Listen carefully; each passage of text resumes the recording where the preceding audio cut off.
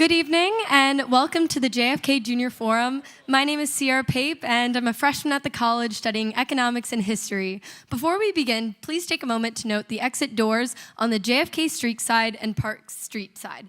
In case of an emergency, please exit out of the door closest to you and congregate in the JFK Park. Now also please take a moment to silence all cell phones. And join me in welcoming Harvard undergraduate Sophie Brettschneider.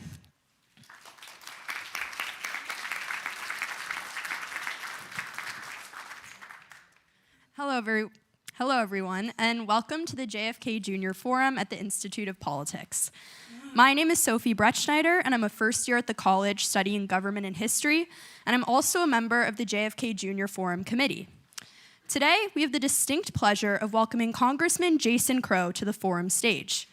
In 2018, Congressman Crow made history as the first Democrat elected to represent Colorado's 6th congressional district. Before entering politics, Crow served on active duty in the Army's 82nd Airborne Division and the 75th Ranger Regiment, deploying to both Iraq and Afghanistan. Rising to the rank of captain, he was awarded the Bronze Star Medal for his service in Iraq. After leaving the Army, he went on to work as an attorney, advocating for veterans across Colorado. And he was also named Denver's Pro Bono Lawyer of the Year for that work. As a member of Congress, Crow currently serves on the House Permanent Select Committee on Intelligence and as the ranking Democrat on the Intelligence and Special Operations Subcommittee of the House Armed Services Committee. Moderating tonight's discussion is Heather Cox Richardson, professor of history at Boston College. Professor Richardson specializes in American history and democratic backsliding and is one of America's most widely read historians. She is the author of 7 books, the most recent being Democracy Awakening, Notes on the State of America, and publishes a daily newsletter titled Letters from an American with over 2 million subscribers. Now, please join me in welcoming Congressman Crow to the stage.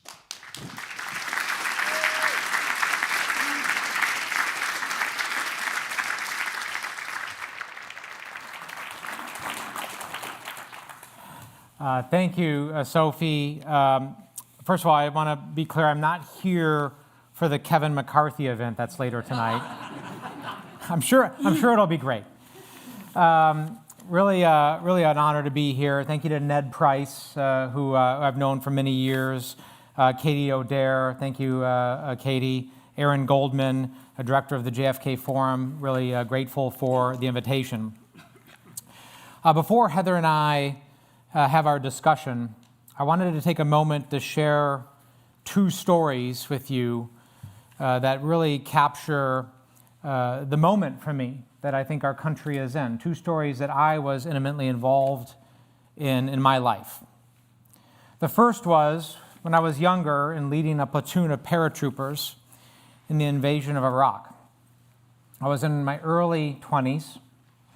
I was thrust into this situation of leading a platoon of paratroopers, 50 of them, that came from every part of this country.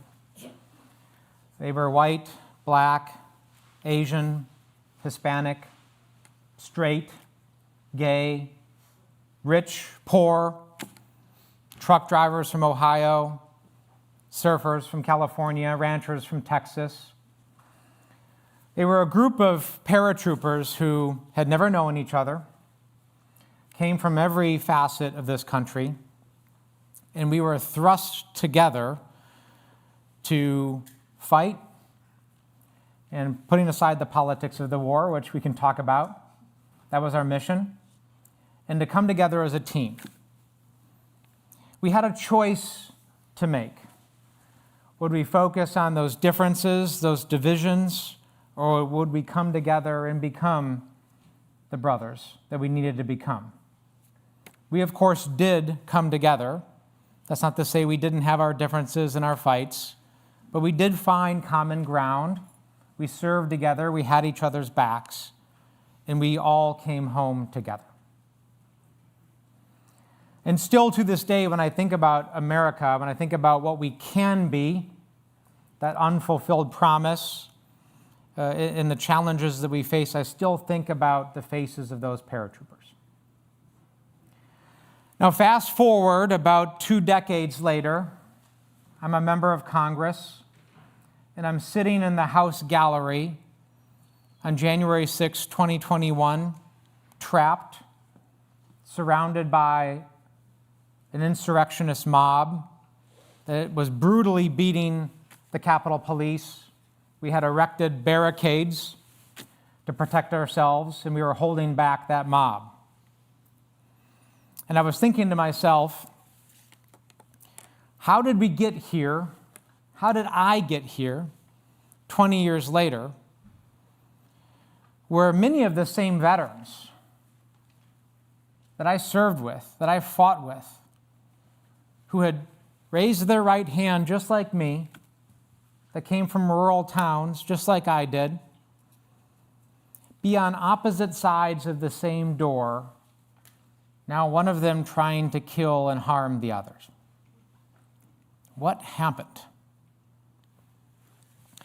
And I've thought about that question, and I've thought about two fundamental stories of America, both important, oftentimes in conflict with each other. And one is the story of individual liberty, right? The cowboy myth, good and bad, but this strand of individual liberty that has taken various forms in our story. And another one, very important, the idea of community, of coming together. And we can both think of many stories that represent both of those and how they are often in tension. I believe this moment that we are in is in part, not wholly, but in part, a function of the radical imbalance now between those stories and how people have chosen sides in that narrative. So how do we rebalance? How do we reconcile two really important aspects of American society? I believe that it starts, first and foremost, with a call to service, which is why I'm here at the Kennedy School. You know, a president who started his career and is known, above all else, for calling people to service. When Americans work together, when they sweat together, when they fight together, when we strive together, we have been capable of overcoming our differences and finding common ground and doing great things. So part of this new American patriotism that we must find again in this country is a national call to service for people to start locally, helping their neighbors, helping their friends, and finding the common humanity. The second part of this, and this is essential, is a new style of leadership. The old style of leadership is largely dead. This idea that leaders are the smartest people in the room, that they have all the answers, that they are above everybody else, untouchable, is gone. What we need now is a style of leadership, a servant leadership, that's grounded in service, that's grounded in humility. And instead of having all of the answers, first and foremost is a convener that is capable of bringing people together from all different backgrounds and establishing the conditions for conversation, for consensus building, and for the community to come together to solve problems as a group. It's a very different style. So I think with those two things, we can actually spark this notion of a new American patriotism that will reinvigorate our democracy. We are against the ropes as a country right now. There's no doubt. But there is a path through this that actually will lead to a stronger democracy, a period of democratic enlightenment that can put us in a better place, that actually can fulfill the promise of this country in a way that we have not up until now. So I look forward to talking about that, having that conversation. And with my dear friend Heather, we're going to dive into it. Thank you.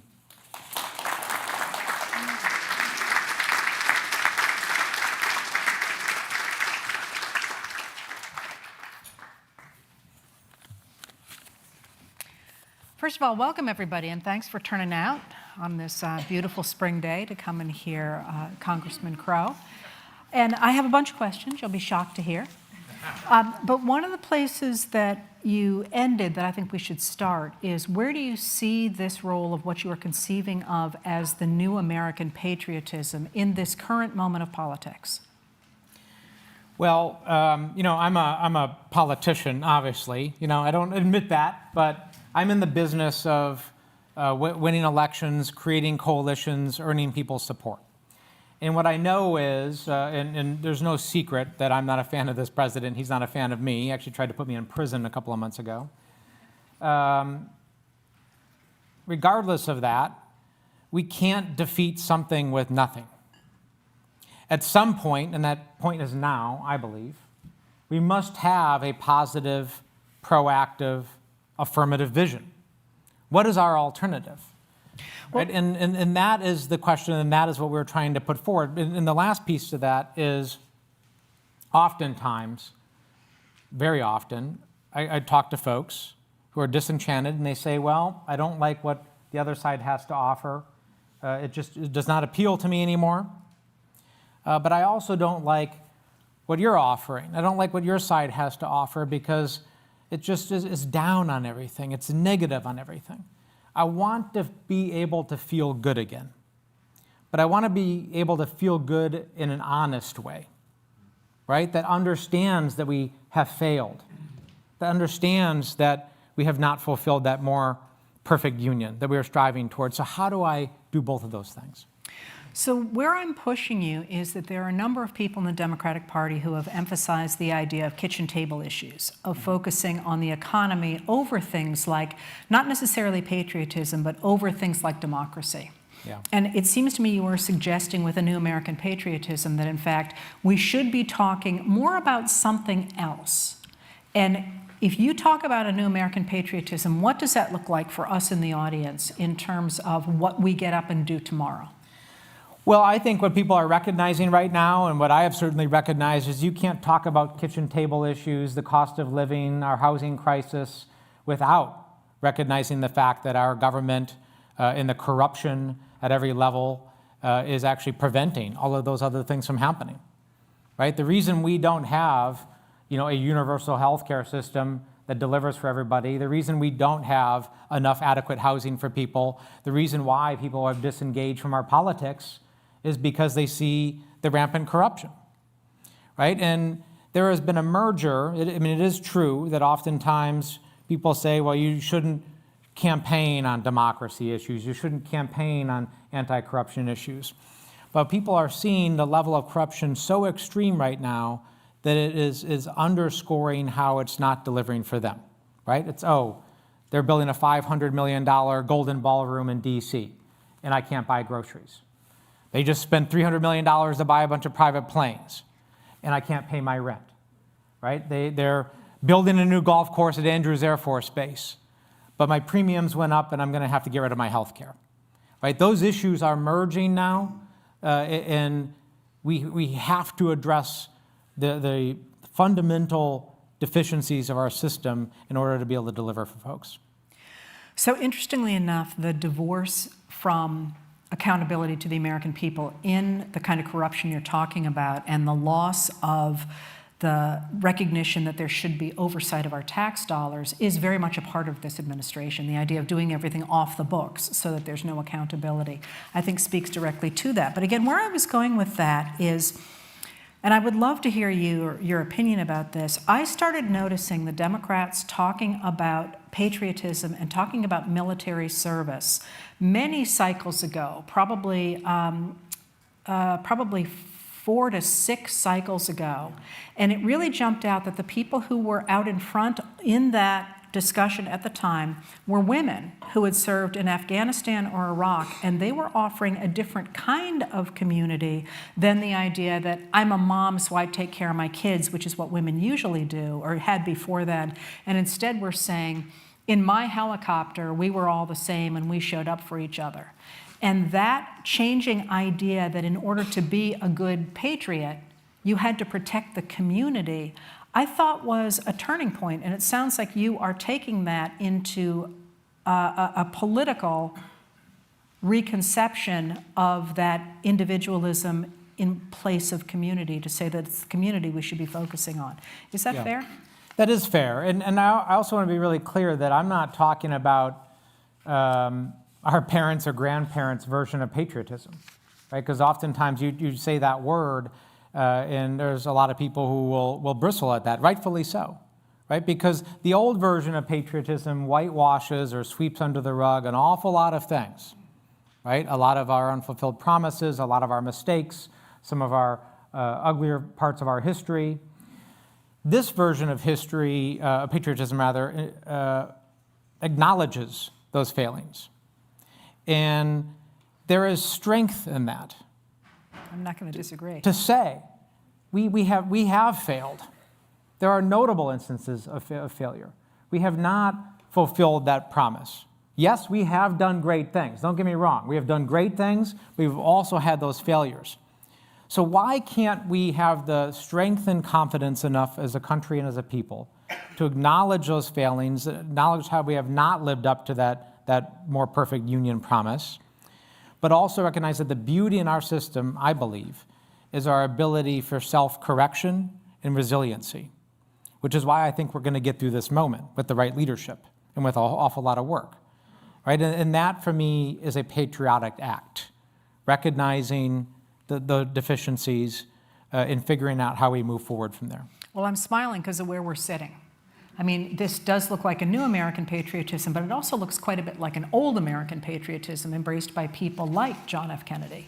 And coming out of World War II, the idea that if you were really going to be an American patriot, you were going to protect the community, you were going to underpin a rules-based international order, you were going to try and make sure that you had rising standards of living across the world, you would have the UN, you'd have NATO, and so on. Is there some degree to which you're simply recovering the past and saying, why don't we have that older version here looking forward? Yeah, I mean, I don't think it's the older version. I think there are some notable differences, one of which I've talked about how you lead, right? There's this idea that you have to make a commitment to service, right? That you have to make a commitment to something bigger than yourself. But leadership itself has changed, right? The information environment has changed it. The challenges that we face as a society have changed it. And it's a different way of actually engaging with people in leading folks. Well, tell us more about that. What does leadership look like in the 21st century in the United States of America and elsewhere, if you want to do that? Well, it looks a lot more collaborative. It's rooted a lot more in humility. You know, I mentioned this earlier that, you know, if you go up to people and you say, you know, I have all the answers, let me lead you, let me explain to you what we're going to do, you just don't have legitimacy, right? Because the problems that we are facing as a country are so complicated, so nuanced, and are going to require such broad coalitions to address them that no one person or even small group of people can do that. Can I ask you a question about that? And I wonder what you all think about this. I agree with you. And I wonder to what degree we have been brought to this moment, at least in part, by the coronavirus pandemic. That is, think about the interview before the pandemic where the child came into the room, the guy was speaking about South Korea, I think it was, and he's like trying to make her go away. And you know, you can tell he's horrified because he's on the BBC or whatever it was. And once we had gone through the pandemic where everybody was rolling out of bed and going over to Zoom and your cat walked through or whatever, if it had happened then, he'd have picked her up, she'd have said hi to everybody. And I have felt since then that there has been a much more friendly environment for information than there was before that. So we often look at how we are isolated by social media and by the kinds of interactions we have with the internet.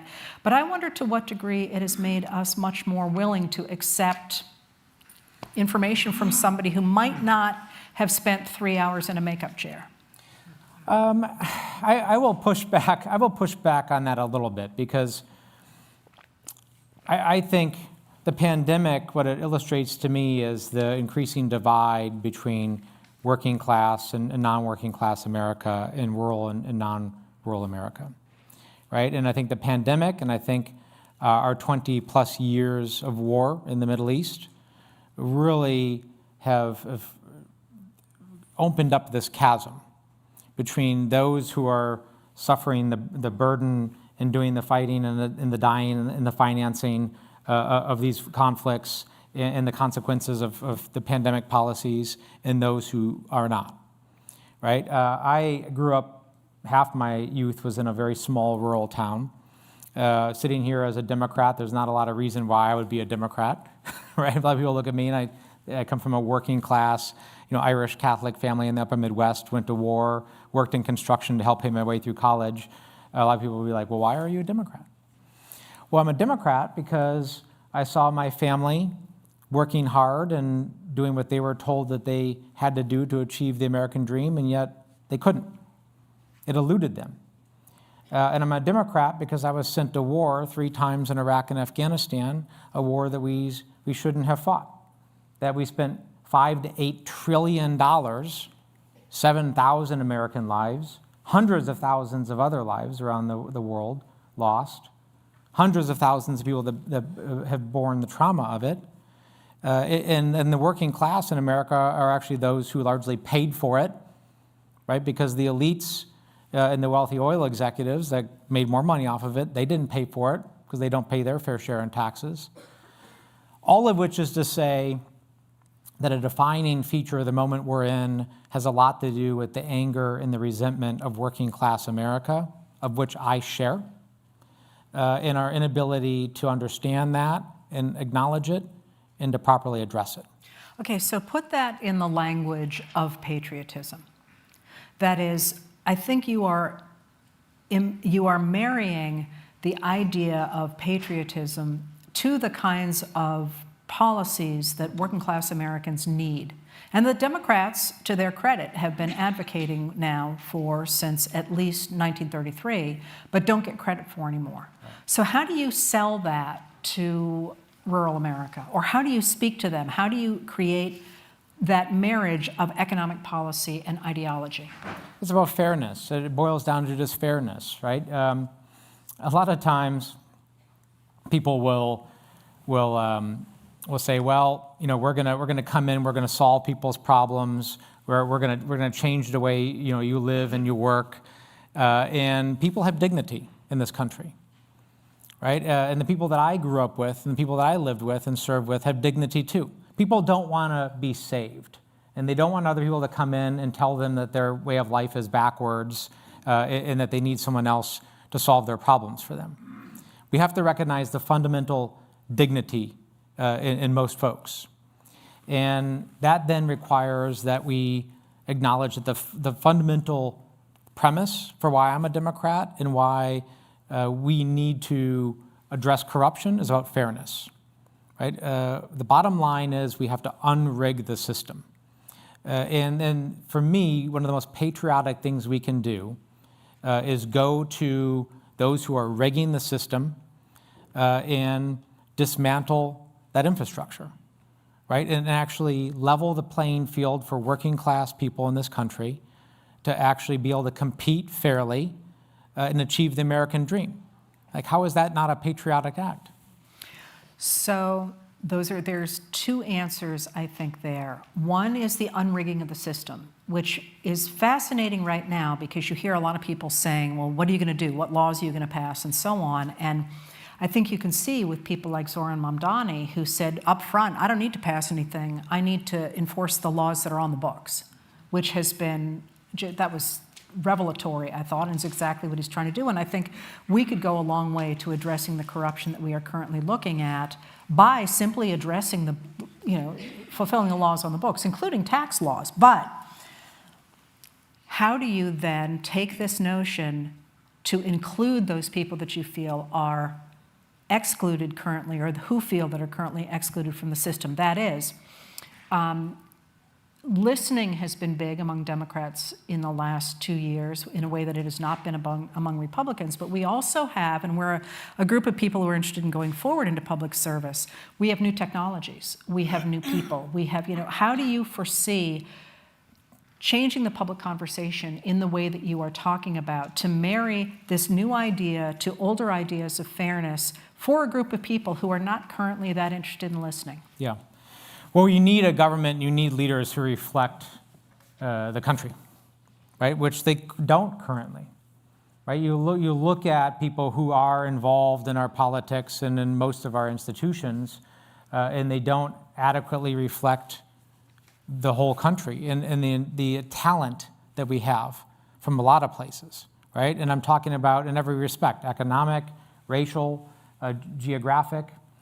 I'm of the belief that if you want to change culture, if you want to change any institution, whether it's a country, a government, an organization, a club, a business, people, right? People are policy, which is why so much of my focus recently It's exactly what has Project been 2025 says.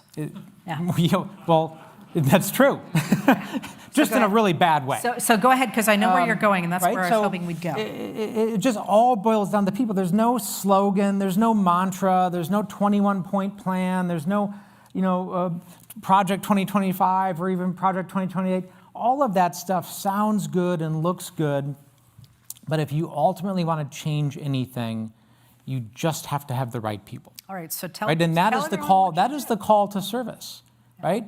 That's why you have to engage, and if you want a change in leadership, then step up and run for something, join an organization, and lead and change it. Do you want to talk about what you are doing on that front these days? Well, I have this knack for being called in to do special assignments in Congress. So, in my freshman year in Congress, I was asked to be an impeachment prosecutor in the first impeachment trial. And then I was asked to be the lead Democrat in the investigation of the withdrawal from Afghanistan. And then I was asked to be the lead Democrat investigating the attempted assassination attempts of President Trump. And now I've been asked to be the chair of recruitment for House Democrats to find that next generation of leaders to step up and serve and to be the battleground chair. So I'm taking that on because I think the change all of this and to deliver, we just need those people around the country. And that is what is giving me hope. That is not the story that people are really focusing on, but I think they will in the months to come. The massive surge of people stepping up at every level and running for things, every single level of government. It's hard to overstate how big of a deal this is and how big of a movement of service there is right now in this country. In light of everything that's going on, millions of people are stepping up and serving and joining organizations, running for office, and taking to the streets to organize their friends and neighbors.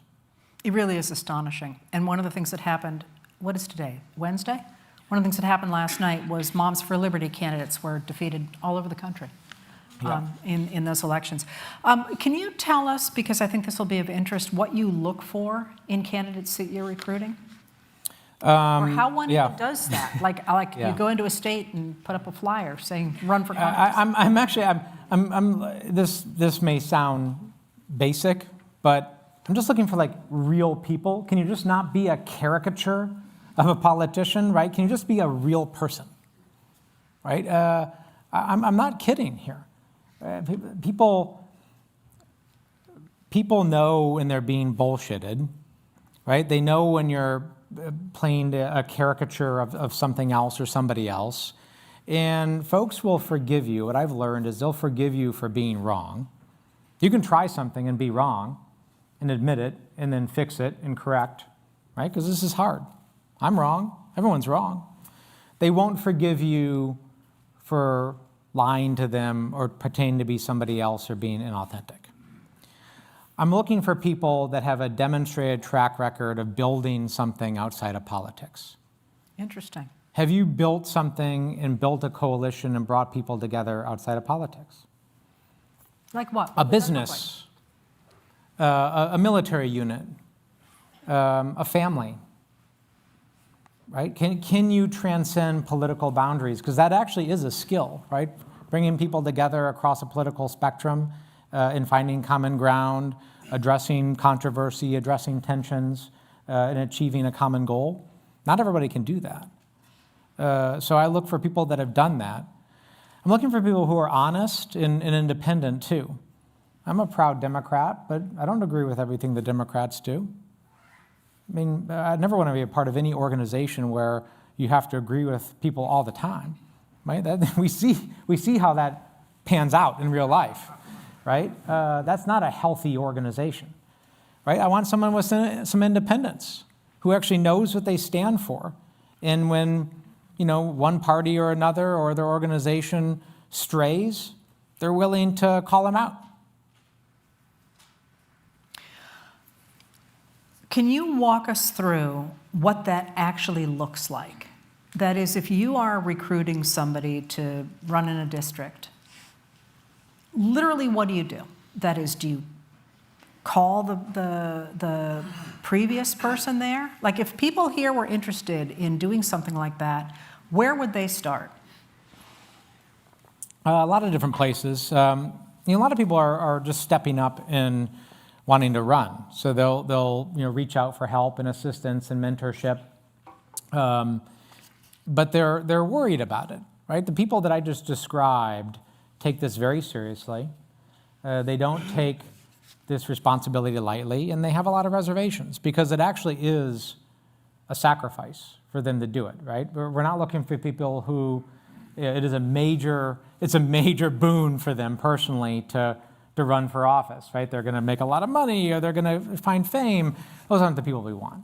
We want the people who are stepping up to do this and making real sacrifices to do it, and they're doing it for the right reason. And I'll make a pitch and I'll talk to them about it, and then they'll say, well, let me get this right. So you want me to close my business, deal with death threats, deal with security threats, spend half my time away from my family, be yelled at and maligned, tap into my personal savings to finance this? I'm like, yes, that is what I'm asking you to do. And I say, but here's the deal. I know you didn't ask for this, and I know there are other things that you would like to be doing right now, but you just happen to live in a time, in a place where you can make a difference for your country, and you can help tens of millions of people who are relying on you and currently don't have a voice. That is your responsibility. And it's your decision of whether or not you're willing to accept it. But that's the truth.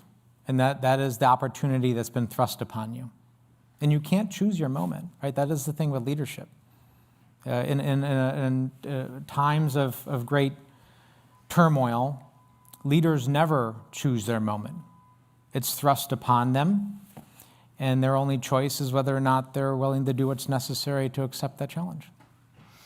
And it feels very much, both in the way you're talking, but also in observations, that this is a new moment in American history. This is a time when we're figuring out our relationship to the 21st century, to the rest of the world, and so on. And obviously, as you say, we're on the ropes. You have been all over this country. What does it feel like to you in this moment? Is it new people? What are you thinking about? Yeah. Well, there's no doubt in my mind that we are in great danger as a country. Right? We're not honest with ourselves if we say otherwise. Right? The bricks of our democracy are being disassembled and challenged every single day now in ways that we never thought imaginable. At least I didn't. But what I am seeing is millions of small acts that put together are not small.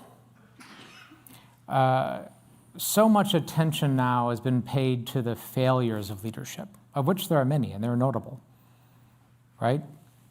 Universities folding, major law firms capitulating, CEOs bending the knees, major media conglomerates cowing.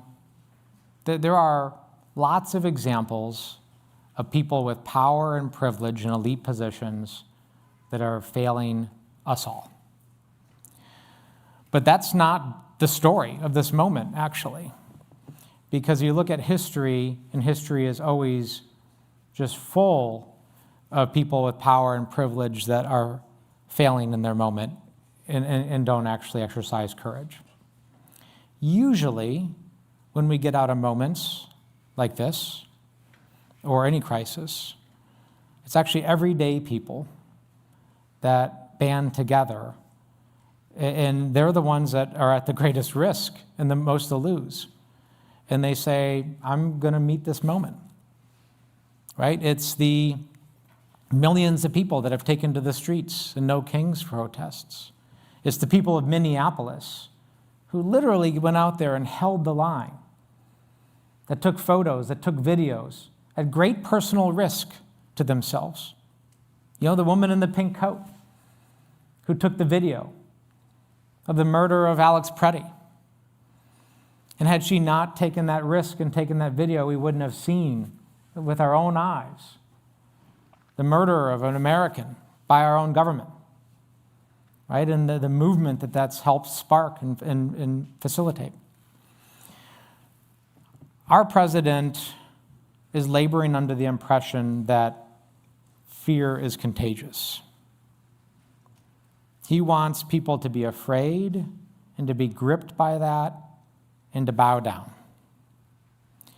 What I know to be true, and I think what we are seeing happening, is that courage is a lot more contagious than fear. It is spreading like wildfire across this country. There is something big happening. Americans are stepping up. They are protecting their friends, protecting their neighbors, mobilizing, organizing, bearing witness, conducting citizen oversight, and doing amazing things. That's our country. That is new American patriotism.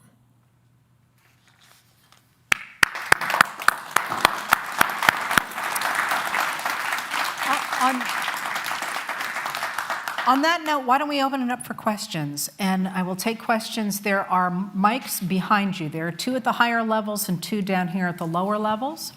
And I will take you all in a circle. You got there first, sir, so go ahead. Hello. Hi. My name is Kurt Christensen. I'm here as a special student through the graduate school. I'm from St. Paul, Minnesota. My wife was tear gassed by fascist secret police, and that happened to her because she was blowing a whistle, protecting her neighbors. I have a different question, though, which is I love the idea that you're introducing this new idea of new patriotism into the marketplace of ideas. But I think too often we have these discussions with the idea that every American, myself included, is this rational decision-making engine. But of course, we live in a world where a very few people with strong corporate interests, in conjunction with social media and traditional media platforms, are heavily influencing what people think and how they think they feel about things. Mm-hmm. And so how do you reconcile that reality with what you're trying to do? Yeah. Thank you. Thank you. With the lack of our common understanding of facts right now and the siloing of information is an incredible threat to our democracy, right? And I see that play out in my job all the time, where you can have several different TVs showing different programs right now, and they paint 2, 3, 4 different realities, right? So I believe if we are in the position of being able to legislate this, which I'm working very hard to do, to put us in the position where we have the votes and the ability to legislate it, I think we need massive reform to social media regulation and algorithms, and particularly for American children. I'm a father of young children, and I can't tell you how difficult it is to raise children in America today with the social media environment that they live in, right? And how corrosive that is. So I believe we need to actually ban social media for young children. We need to take it out of our classrooms, and we need to regulate algorithms that are tearing our country and community and our children apart. Right? The social media companies and the big tech companies have proven themselves irresponsible and incapable of self-regulation. So our government has to step up and regulate it. And we have to build a coalition across partisan lines. And actually, this is an area of bipartisanship, I can tell you. There are many people, Republican, Democrat, and independent alike, that knows that this is a problem. And it's destroying our families, our communities, and our government. I am unable to see if there's anybody up there. It looks like there are not. How about down here? If you're comfortable, please tell us your names and your affiliations. Hi, my name's Ketan Ahuja, and I'm a fellow here at the Kennedy School. And I am, you hear a lot about how people say Democrats need to be able to win back rural areas in America again. And I'm curious to hear your view on what that would take. Like, what kind of candidates do we need to start running, and how does the party brand need to change in these areas for people to start see us differently? Yeah. Well, I think, great question, thank you. Democrats, first of all, we think that we're always having policy discussions, and we're usually not, right? Like, we love our 21-point plans, our white papers, our policy, and don't get me wrong, I'm a policy wonk. I love policy. But we're not even getting over the threshold, because trust is so broken in this country that we first have to reestablish trust. And the example that I use is when I was growing up and working in construction. You'd arrive on a construction site in the morning and you'd shake everyone's hand. And what you were doing was you were feeling their hands. You want to know, who are they? You were doing a callus check. Are they one of us? Do they understand me? Do they come from this community? Because before you want to know how smart they are or how skilled they are or what else they have to offer, you just want to know, do they understand me and respect me?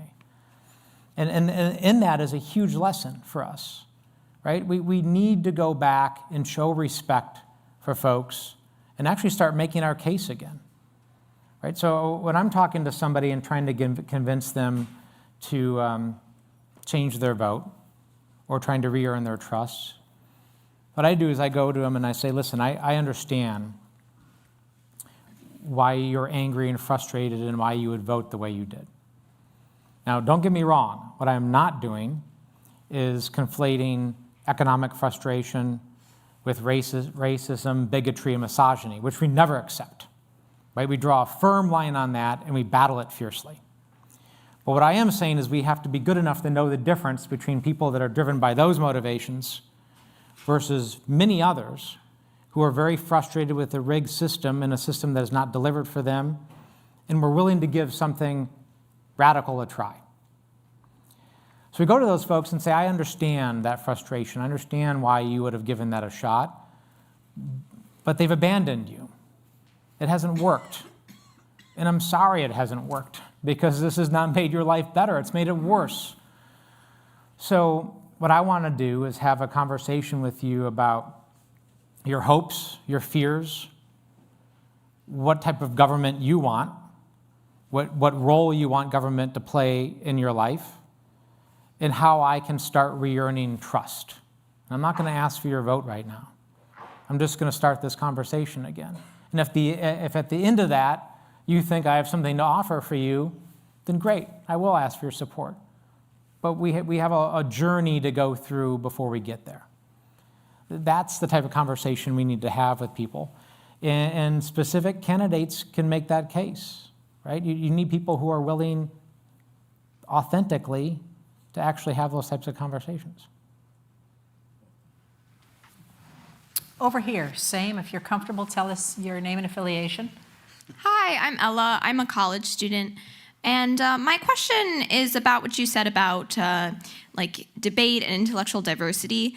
Something I love about the Democratic Party is how much debate there is within the party, and I love the debates I have with my other liberal friends. I would ask, though, how you reconcile that with the need to be able to unify ourselves, because I think I'm a lot more likely to hear my young liberal friends say things like, I support this candidate, but there's just this one thing, and I can't vote for them because of that one thing. So how do we preserve our intellectual vitality without letting perfect be the enemy of better? Yeah, I love that. I mean, the bottom line for me is if we're going to have ideological purity tests, then I'm personally going to be in a political gulag in a year, and we'll be very pure, right? The test for me right now is we try to create a big tent and a coalition, right? Because I belong to a coalition party. I don't belong to a lockstep, ideologically pure party, nor do I want to, actually. Do you believe in democracy? Do you believe in the rule of law? And are you willing to fight and defend rule of law and democracy? And are you willing to have a fact-based, respectful conversation? And if you're willing to do those things, there's room for you in the pool, right? Come on in, the water is warm, right? And there are very difficult debates that we need to have on a variety of issues. We need to be able to have those. But right now, the coalition to defend this country and democracy and our general way of life and to build a future has to be big enough for a large number of people. And oftentimes people will ask me, they're like, oh, well, what do you think? Is the future of the party, progressive? Is it, Alexandria Ocasio-Cortez, who's a friend of mine, by the way? Is it so-and-so who's over on the moderate side? The answer is yes, right? There is room for all those folks. Because no, I don't want to belong to a party where you have to all believe the same thing. That's not a healthy organization. So is that harder? Yeah, it's harder. Do we need leadership that can actually make that happen and keep everyone all together, generally, moving in the right direction despite those differences? Yeah, that is a very hard leadership challenge. This is not supposed to be easy. So, that's my general view of it. Do we need to have some tough conversations about the future? Yeah. And I think that requires, I talked about earlier, the need to recognize mistakes and fault. This is a huge problem, by the way. The risk of us winning and coming back to power and majority and not learning important lessons is very high. Right? We must be able to come out and say, we have fallen short, and there are important areas where we've fallen short, and we're going to fix it. Over here. Yes. So a lot of your ideas assume that we're going to have free elections in 2 years and 4 years. And I'm wondering what your plan is for what I think is a conceivable worst case. We've seen ballots seized already. We could see ballots seized before they're counted. And false things, false reports. We could see ICE agents or others preventing people from voting. And I think that we're not doing enough to plan for that. And I would disagree with you on one thing. I don't think it takes any courage at all. I've been to a lot of the No King rallies. It takes no courage at all to go to a No King's rally. It takes courage to be in Minnesota and stand in front of ICE agents. Maybe we need people to be standing in front of the polls, taking people by the hand through the ICE agents, blocking people from seizing ballots. I think we really need to plan for the possible worst case. Yeah. No, I agree with you. My primary responsibility is to ensure that the margin of victory is wide enough that protects us, right? The wider the margin of victory, the more protection we have. That's number one. But we have to have what I believe to be a multi-pronged strategy that involves a very robust communication, combating disinformation and misinformation, putting good information out there. Litigation is going to be a part of this. Training, working with local election officials and democracy organizations and others to make sure people know their rights, that they have access to voting and polling stations. To have contingency plans, because we have spent the last year disassembling a lot of the protections in our country to foreign interference and foreign malign actors, right? So if there's a denial of service attack, for example, in certain key areas, what do we do? How do people find polling stations? How do they get good information? We need to have systems in place that develop resiliency and redundancy in our systems so that people can still avail themselves of their right to vote.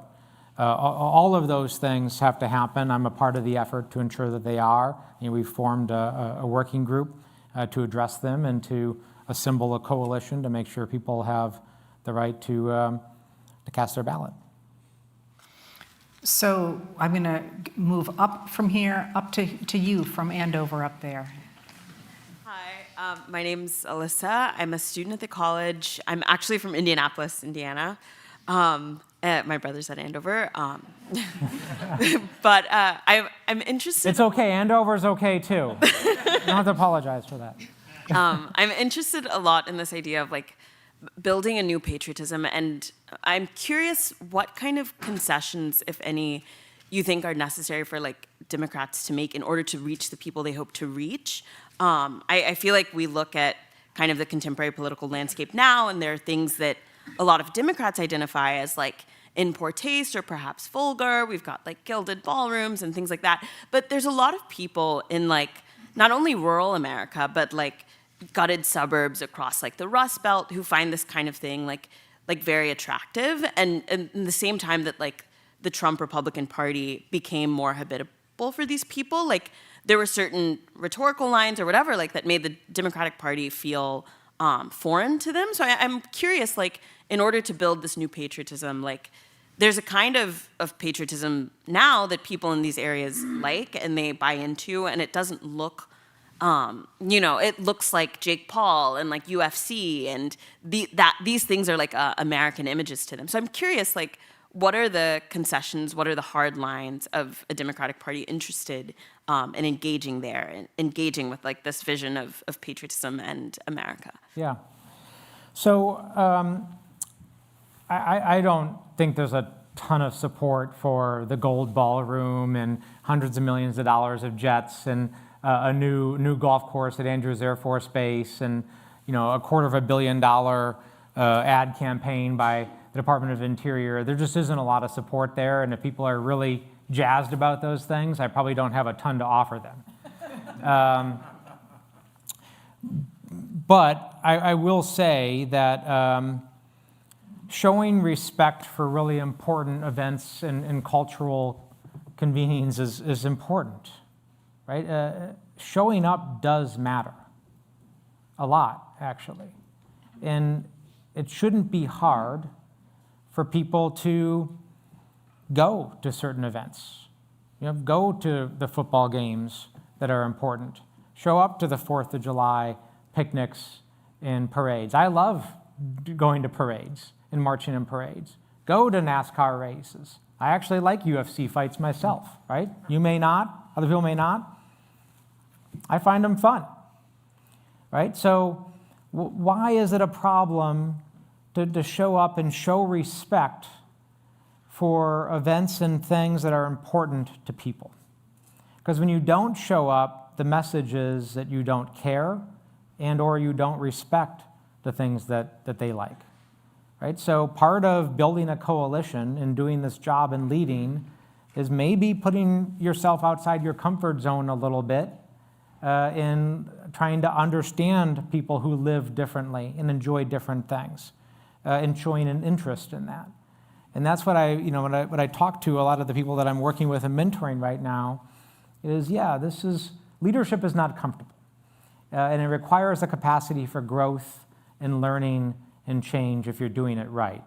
And you extend this to our larger country, I think we all have to get a little bit uncomfortable now and spend time with people that don't think the way that we think. Get outside of your bubble. Get uncomfortable. Go to an event that maybe you never would have imagined yourself being at, with an open mind, and try to learn. What do people find interesting about this? What's making them tick? Thank you. Thank you, Congressman. My honor to be here. Thank you, Professor. I really appreciate you telling your personal story at the beginning. So I'm going to share very briefly about my personal story and how that leads to the idea that might contribute to your idea about the independent platform. And to wait. Can I ask you to wait and for after this to perhaps talk to the congressman and keep it to a question right now? So because we only have about 4 minutes left. Sure. Just briefly, and I said it's my 20th anniversary this year of my life in the U.S. And I live in two worlds. One world is I am a Kennedy School alumni, but now I'm an entrepreneur, and I built up. I'm very grateful for this. The Americans' open, dynamic innovation ecosystem enables somebody like me, a very unlikely entrepreneur, to build up platform to contribute to the innovation economy here in this country. But in the meanwhile, in Massachusetts, I have fought over 10 years of corruption, injustice that affected every element of my life in a state led by all women leaders who failed a women entrepreneur like me. So the contrasting world of mine, one world is, a world that no matter who I am, enable me to. Do you have a question for the congressman? Yes. What I mean is we're kind of on a time crunch here. How can we reconcile the two worlds? One is a world enables somebody like me to succeed, and the other world failed me. How can we bring that together? That's how I'm doing. We build up. How can we bring the whole conversation, the national conversation, into something that bring everybody together? For example, we're in a new technology world, and we're in new industrial revolution. How can we change the conversation to more how everybody can harness the emerging technology to improve their lives, build their future, and shape the future of this country, rather than dividing each one of us? That's exactly what I do. I'm building a new social media platform to enable everyone to be together, large companies, small startups, investors, everybody to be together to build their own future and the future of this nation. Yeah, so I love your story and what you're bringing out here, because it's what I was talking about earlier, this idea that our country has been this constant contest between our highest ideals and our worst impulses, right? And at any given moment, one of them wins out and is more prominent than the other, right? In your story, it sounds like is one of it delivering for you, but it also failing you, right? And how we reconcile both of those things happening over the course of your life. Right, and what I think we have to do is again, honestly acknowledging that has happened for a lot of people, that it has delivered, that it's done tremendous things. We have accomplished amazing things. I mean, hell, we just sent people back around the moon again this week, right? Nobody else has done that. Nobody else can do that. And yet we have people living in poverty, in the middle class is failing, and 20 plus million people are about to lose their health care, right? That's a problem. So reconciling both of those and being honest about it so we can actually have an honest conversation and not sweep under the rug those failings and actually deliver an anti-corruption agenda that's essential for actually creating the government that can deliver for folks, right? And I don't care. I have said this once, I've said it 1,000 times. I don't care whether you're Republican, Democrat, or Independent. If you are corrupt or a part of a corrupt system that is stealing from the people that I represent and stealing from Americans, I'm coming after you, right? There should be nothing partisan about that, right? Anti-corruption should be something all of us can get behind. Let's take one more question here. I've condensed it. Question about strategy for the Democratic Party or a Democratic candidate. Seems to me that it's going to be hard to sell a story of community and new patriotism as long as there's such a sense of unfairness and economic inequality. Shouldn't the Democrats be going out first with solutions to these issues like economic inequality, antitrust, access to health care, access to education, much more aggressive solutions than what we've had? And I think these problems are not just due to corruption. Isn't that what we have to address first before we can persuade people to feel more community-minded And if I could just squeak in a quick book recommendation, Bob Putnam's Bowling Alone on Community. If you haven't I've read it. Yeah. Good. Yeah, I've read it. Excellent. Yeah, I mean, the short answer to your question is yes, right? Like, we have to be more aggressive, we have to be more clear, and we have to be willing to deliver very much bigger thinking ideas, right? Supreme Court reform, electoral reform. But in response to your question about policy versus the corruption issue, I have come to learn that the reason why we are not doing big things, why we can't work towards universal health care, why we aren't addressing the climate crisis, why we don't have comprehensive immigration reform, why 90% of Americans believe in comprehensive gun violence prevention efforts, and yet we can't pass pretty basic things, is because of campaign finance reform, because of gerrymandering, because of these structural impediments to our system actually delivering the things the vast majority of Americans get behind, right? You actually go and propose a lot of those issues, a lot of things I just talked about.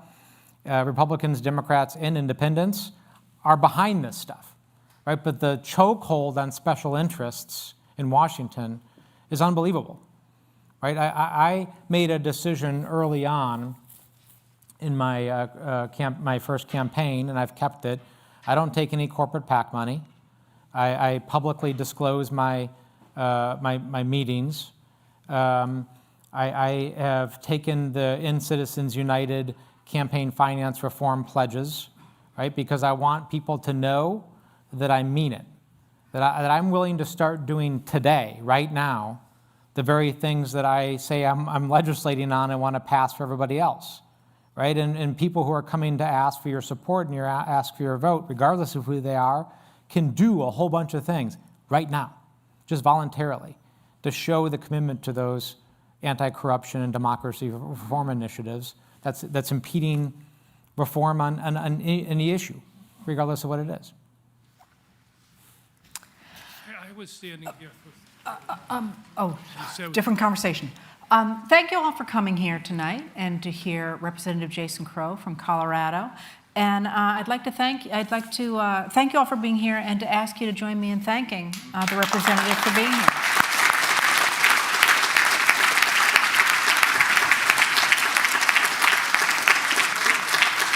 Excuse me, I've been standing here for 20 minutes.